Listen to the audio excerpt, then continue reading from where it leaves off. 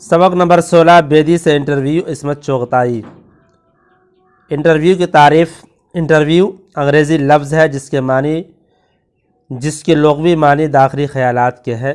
علم و ادب کی اصطلاح میں دو آدمیوں کی گفتگو اور اس ملاقات کو انٹرویو کہتے ہیں جس میں ایک دوسرے سے داخلی سطح پر اظہار خیال یا تبادلہ خیالات کیا جائے، یا پھر کسی خاص موضوع پر دو اشخاص کی گفتگو اور ملاقات کے دوران آپسی بات چیت کو انٹرویو کہا جاتا ہے۔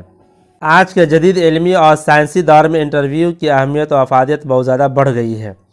انٹرویو کے ذریعے کسی انسان کی شخصیت کے مختلف پہلوؤں کا تجزیہ آسانی کے ساتھ کر لیا جاتا ہے۔ انٹرویو ایک مقصدی مکالمہ ہے جس سے انٹرویو لینے والے شخص اپنے سامنے بیٹھے ہوئے انٹرویو دینے والے شخصیت کی سیرت و صورت، گہرائی و گہرائی، میلان، نفسیات، اطوار کا تجزیہ مکالمہ کے ذریعے کرتا ہے۔ اگرچہ اردو نثر میں بڑی شخصیت سے لیے گئے انٹرویو کا اچھا خاصا ذخیرہ موجود ہے، لیکن اس کے باوجود اردو ادب کے اصناف میں انٹرویو بطور ایک صرف ہنوز تک اپنا کوئی مقام نہیں بنا سکا، لیکن عنقریب اردو کے نثری اصناف میں انٹرویو کی شمولیت ممکن ہے۔ بیدی کا تعارف۔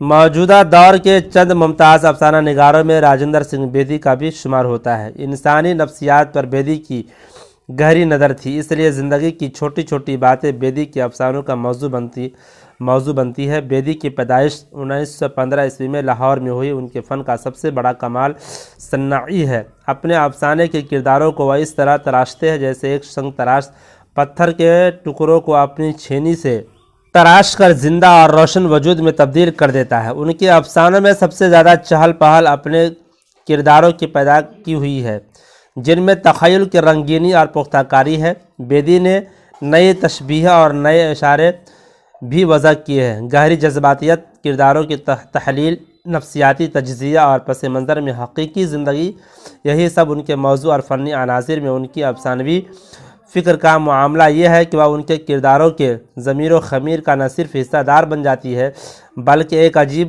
طرح کے سرشاری کی کیفیت پیدا کر دیتی ہے۔ بیدی نے افسانوں کا موضوع متوسط طبقہ سے لیا ہے۔ انہوں نے اپنے افسانوں کے ذریعے زندگی کے تلخ ترین حقائق کی ترجمانی بڑی سلاست روی کے ساتھ کی ہے۔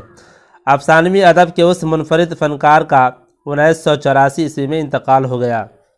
انٹرویو کی تلخیص۔ زیر نصاب انٹرویو اردو کے مشہور افسانہ نگار اور فنکار راجندر سنگھ بیدی سے لیا گیا ہے۔ انٹرویو لینے والے بھی اردو کے معروف خاتون افسانہ نگار عصمت چغتائی ہے۔ یہ انٹرویو 6 جولائی 1984 عیسوی کو بیدی کی وفات سے چند دن قبل ان کی قیام گاہ پر آل انڈیا ریڈیو ممبئی کے لیے صدا بند کیا گیا تھا۔ یہ بیدی کی زندگی کا آخری انٹرویو ہے جو انہوں نے اپنی زندگی میں ریکارڈ کرایا تھا۔ اس انٹرویو کی اہمیت اس لیے بڑھ جاتی ہے کہ اس میں زیادہ تر سوالات عصمت چغتائی کے کیے ہیں۔ اس انٹرویو کا مختصر خاکہ ہی یہاں پیش کیا گیا ہے جس میں بیدی کی زندگی اور شخصیت کے مختلف پہلوؤں پر روشنی پڑتی ہے۔ مثلا یہ کہ راجندر سنگھ بیدی کا شمار اردو کے بلند پایہ افسانہ نگاروں میں ہوتا ہے۔ ان کا سب سے بڑا کمال اور ان کے فن کی اثرنائی ہے اور وہ انسانی نفسیات کے ماہر اور نباز تھے۔ بیدی کا شمار اردو کے افسانہ مثلا یہ کہ راجندر سنگھ بیدی کا شمار اردو کے بلند پایہ افسانہ نگاروں میں ہوتا ہے۔ ان کا سب سے بڑا کمال ان کے فن کی اثرنائی ہے اور وہ انسانی نفسیات کے ماہر اور نباز تھے۔ بیدی نے اپنے افسانوں کا مواد اور موضوعات ہندوستانی معاشرے کے متوسط طبقہ سے لیا ہے اور انہوں نے اپنے افسانوں کے ذریعہ زندگی کی تلخ حقائق اور سچائیوں کو پیش کیا ہے۔ بیدی کے ایک معاصر افسانہ نگار خواجہ احمد عباس نے بیدی کو اردو افسانے کا ناخدا قرار دیا تھا۔ مختصر ترین سوالات و جوابات۔ انٹرویو لینے والے کا نام کیا ہے؟ جواب عصمت چغتائی۔ کس کا انٹرویو لیا گیا؟ جواب راجندر سنگھ بیدی کا انٹرویو لیا گیا۔ راجندر سنگھ بیدی کس شہر میں پیدا ہوئے تھے؟ راجندر سنگھ بیدی لاہور میں پیدا ہوئے تھے۔ بیدی کے پہلے افسانے کا نام کیا ہے؟ ان کے پہلے افسانے کا نام مہارانی کا تحفہ ہے۔ بیدی کی موت کب ہوئی تھی؟ جواب بیدی کی موت 1984 عیسوی میں ہوئی تھی۔